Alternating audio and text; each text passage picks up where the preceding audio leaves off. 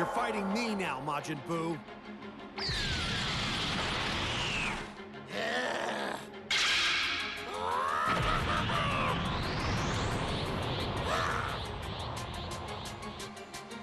Are you ready?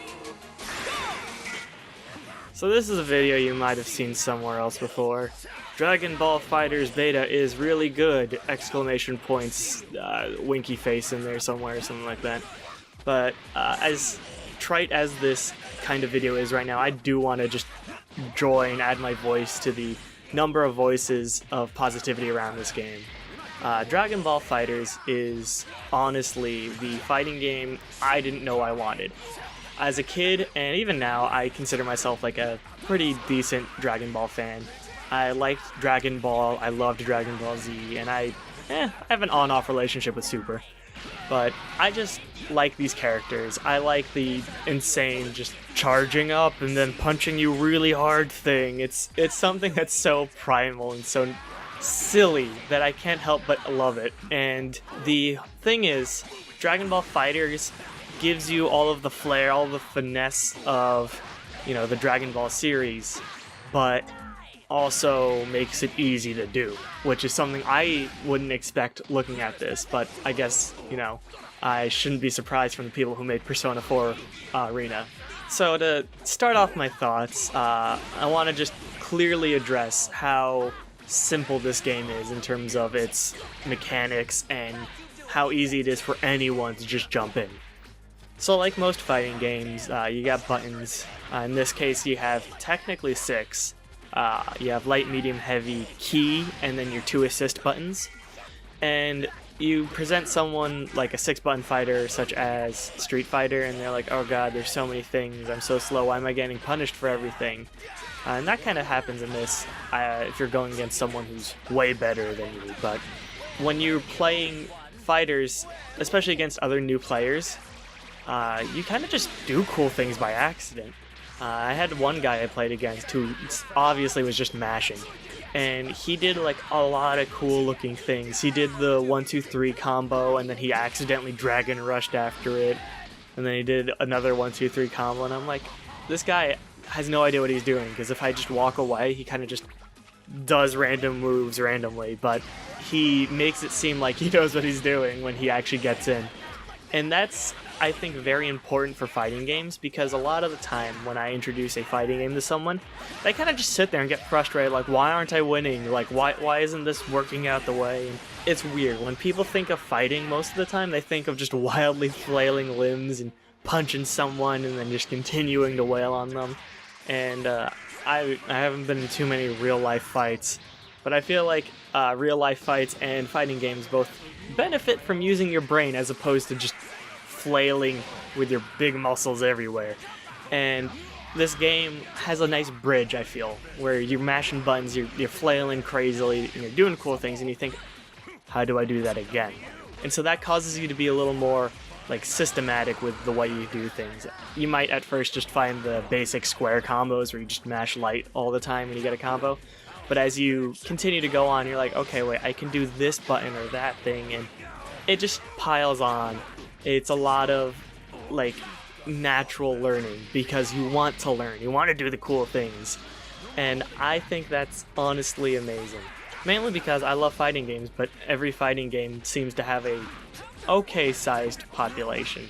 Usually like 1,000 people playing at any one moment. And when you compare that to like Dota or League of Legends, like hundreds of thousands of players at any one moment, it's kind of disheartening because these games are fun. They have a really solid competitive aspect to it. A lot of mind games, a lot of things people don't see or notice when they play, but it's there, it's very much there. And this game has a very high potential of introducing people to that level of gameplay. That natural like intuition part of this game, in conjunction with the fact that it is a huge title. It's Dragon Ball. Everyone knows Dragon Ball kind of thing.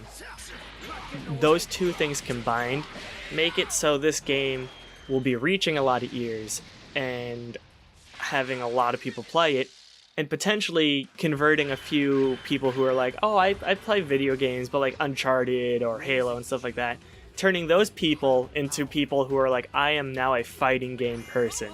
This game has such great potential for just exploding, and I hope it does, because it deserves it. So another thing I wanted to bring up, as I'm just rambling right now, is the way combos work. So I'm not sure if I mentioned it already or not, but combos in this game, at first I thought would be very simple with like little like leeway for cool things, or just the ability to style. And boy, am I wrong. If there's anything to be learned by the people on Twitter posting their cool swag combos, as well as players like Desk, who are just sitting in training mode trying out new things and just being the crazy person he is, if there's anything to learn from that, there's a lot of room in this game for combo potential. And we might not see it like the first month or so, but I can guarantee there's going to be a lot of people in the lab trying out a bunch of cool things, seeing like, okay, I can do that after this, but if I vanish before that, then I can do this, this, and that, and that gets me more damage. As well as just like smaller things like, oh hey, this is how you punish that, and then you're like, oh wait, I can do that punish, but I can improve it by doing X, Y, or Z. It's really cool. I'm really excited. It feels like fighting games made more approachable, more understandable without the in-detail knowledge of like frame data or even like, I don't know, just the game. And that's something I kind of wanted from Street Fighter V, but Street Fighter V didn't really do well. I still like the game a lot. I play it every once in a while, but it's not the Street Fighter game I was hoping for.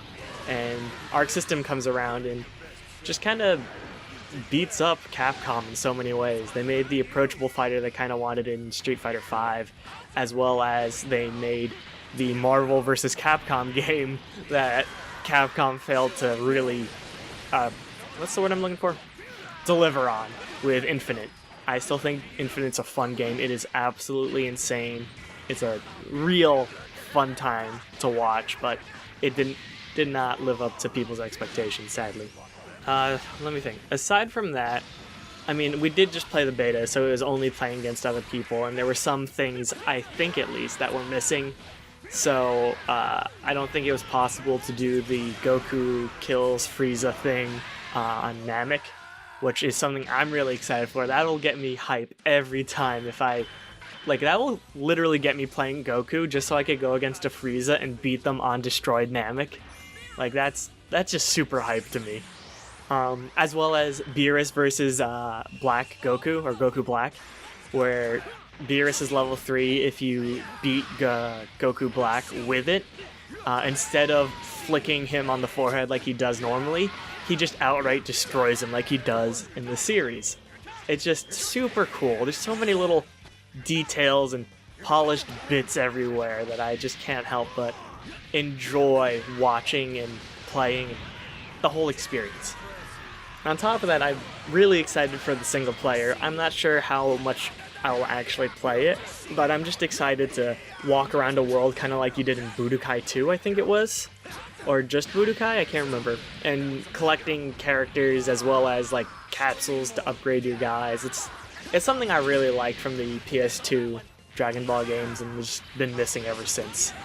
I forgot to mention the netcode. The netcode in this game is amazing. Playing online, most of the time felt like I was playing with someone right next to me.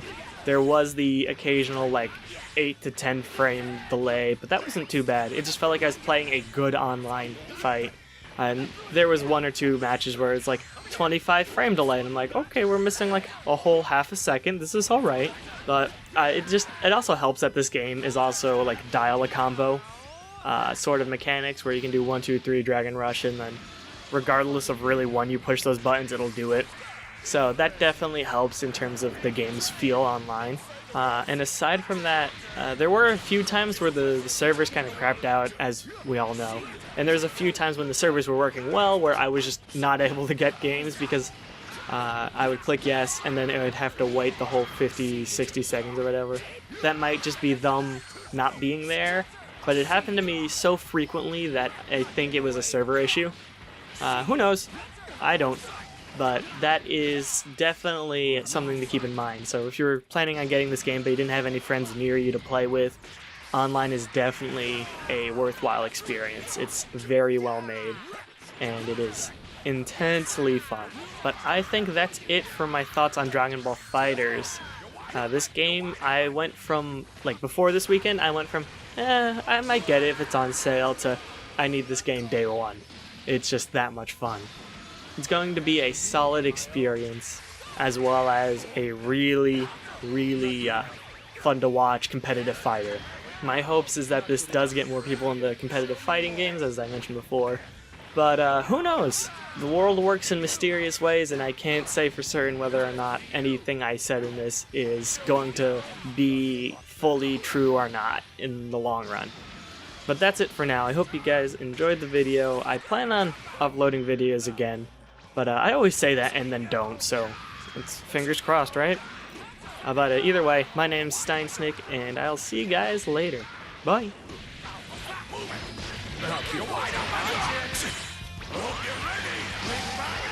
gave it your best shot.